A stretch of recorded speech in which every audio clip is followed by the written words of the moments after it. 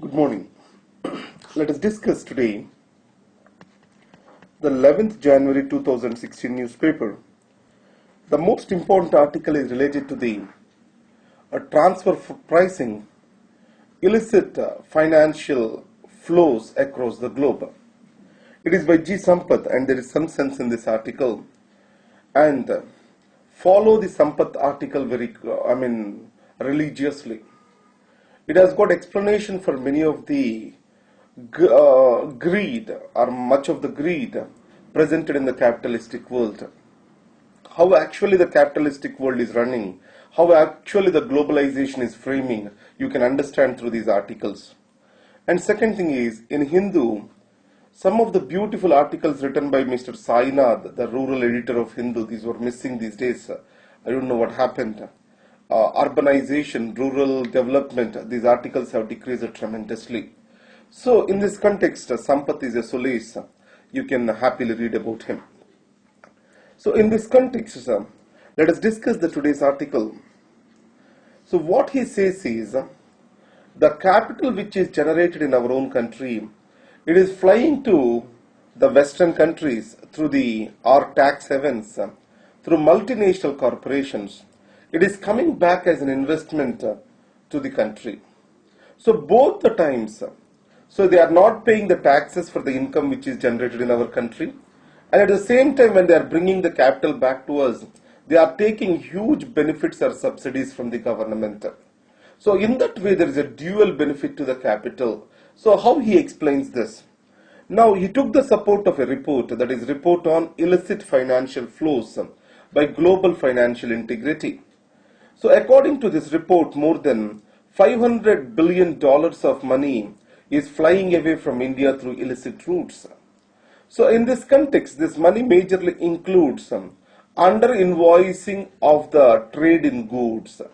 So this particular $10 billion does not include the cash transactions, hawala transactions, the trade in services. So it means $10 billion other than this is the flight of the capital, equivalent to almost 33 lakh crores of the rupees is the flight of the capital within a span of 10 years.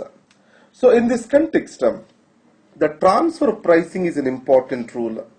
So the transfer pricing is an transaction that is done between the parental company and subsidiary company.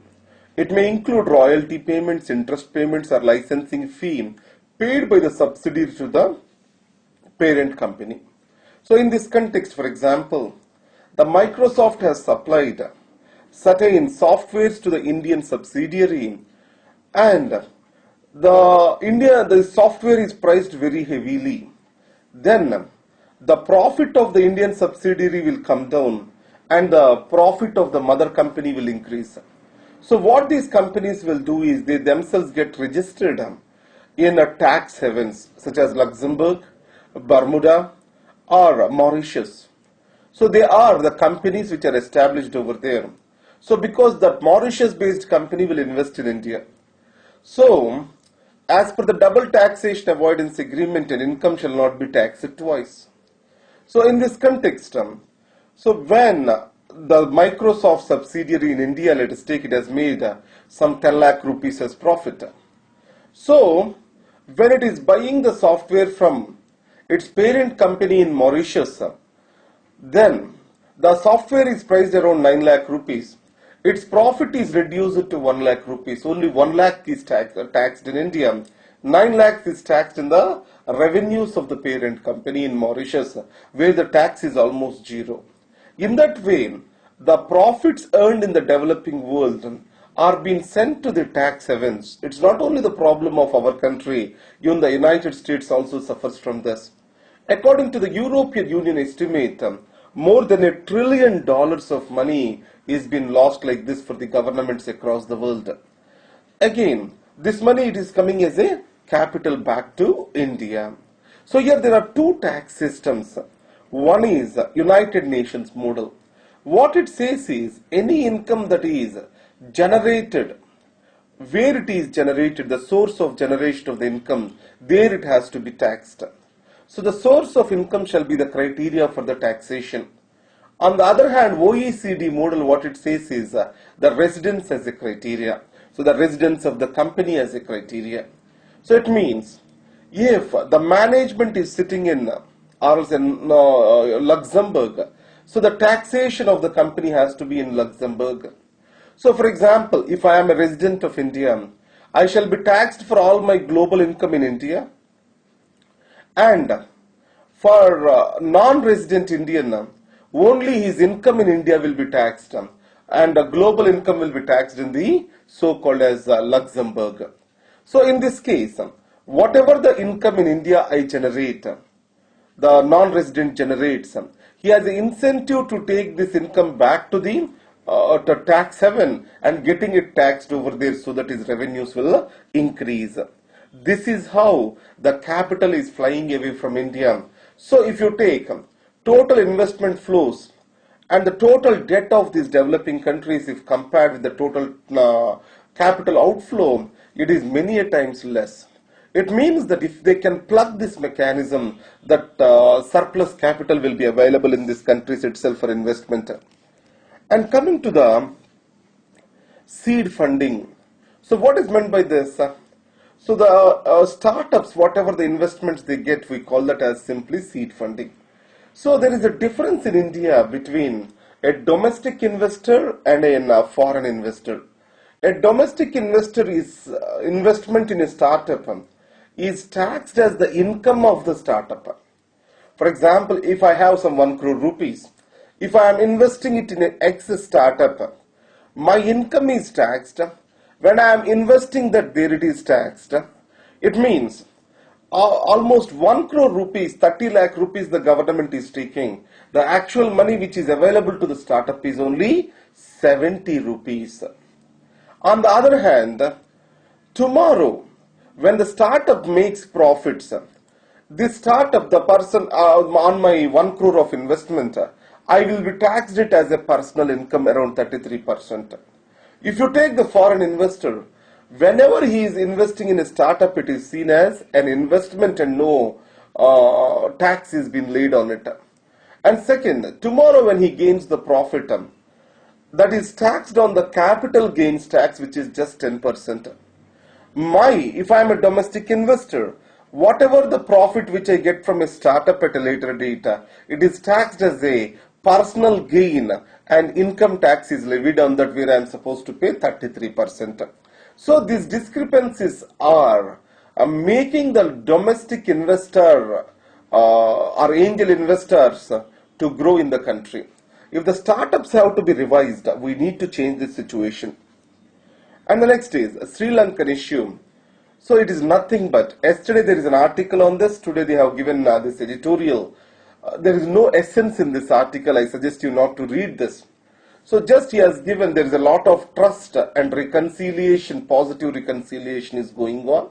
So in this context, the majority and minority reassurances are a threat to a nation. So the majoritarianism and a unitary government were the problems of the Sri Lanka. So the minority assertiveness may threaten the republic and majority assertiveness may lead to the ethnic strife, which has been proven in Sri Lanka. So in this context, the unitary constitution has to shift to the federal constitution, and the reassurances have to be provided for the minorities and they have to be strongly implemented. As Constitutional Assembly is being reconstituted in Sri Lanka now, so the way forward has to be towards greater reconciliation and accommodation of the interests.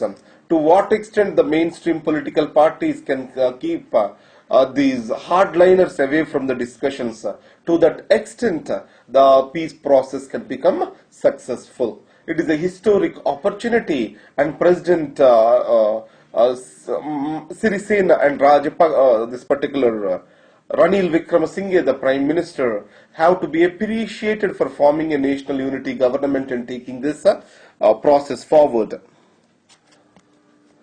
And the next is LPG subsidy in India. You know that recently government said that any family earning greater than 10 lakh rupees, it is not exactly the family, Either of the partners, wife or husband, if their individual incomes are greater than 10 lakh rupees, they cannot avail the LPG subsidy. So in this case, the 10 lakh rupees will be a self-declared income. It means government is not going to actively verify that I have to give my income is greater than 10 lakh rupees, then automatically I will lose the subsidy. So here verifiability, instead of based on the self-declaration of the individuals, where India being a very low tax, a country with very low income tax payments, it would have been on the basis of verification of the assets, high-end consumer variables such as cars, air conditioners, etc. Already government has this information collected during 2011 census. Government can use this information to cut down the LPG subsidy rather than based on the pure income criteria. So in a country with highest tax evasion and poor declaration of the incomes, probably it may not work better. Our better thing is to shift towards the verifiable commodities, high-end commodities. That can be a solution. And the next is the digital transformation and the effect on the organizations. It is very important for the management and public administration optional students. Now if you see, in the era of digital transformation, there are three major challenges the companies are facing. One is human resources hiring, retraining of the human resources to the changing technologies, and adaptability of the organizations. In this context, the latest theme is enterprise mobility. And the next is the digital transformation. It is at the pace which it is going on now is also decreasing the life cycle of an organization. As like a human being, every organization also has phases, some birth to death. So this life cycle, previously it was around 60 years. Now it has come down to 15 years, and it is expected to come down further to 12 years. In the meanwhile, so organizations' adaptability determines the duration of this life cycle. And now, the North Korea has said it itself has tested a hydrogen bomb, though there are doubts about these claims. Now, United States has come strongly in support of the South Korea. You know that Japan and South Korea are in the nuclear umbrella of the United States of America. So, the B-52 bomber, which is and B-2 bomber, which is a stealth nuclear bomber, this has flew over the South Korea as a matter of reassurance that it is standing by itself behind the LE. And next is the North Korea, the threat of sanctions is bound to increase.